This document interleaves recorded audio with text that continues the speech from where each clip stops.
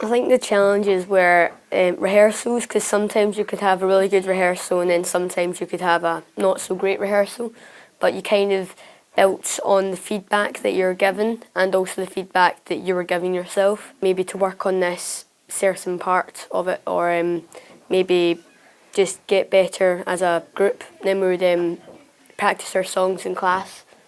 Mine was probably remembering to clap on time. Like, I'd be like singing along, like, right, remember that, and then be like, oh, everybody else is clapping now.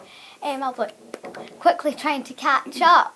So, but I eventually got the hang of it after a few practices. Well, I think that probably the biggest challenge was trying to make sure my emotions were getting the best of me, because obviously it's the end of primary school, it's a very emotional time, and I just think trying to keep it until the actual show, I found that the hardest. But through the actual rehearsals, like there was days where we had amazing rehearsals.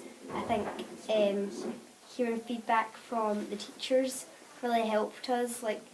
I think the blog helped by letting Miss McDougall know what we need to do, and also making us recap on what we need to do, because we had to think over it. Like when it comes to like peer assessing, it's normally quite positive. There is like a few, like one or two, like, oh, you can maybe practice on smiling or timing or moving all together, like something like that.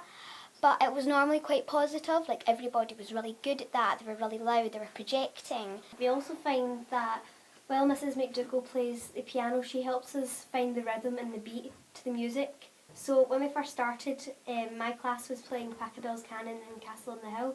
When we first started, it was like, oh, that was actually quite good.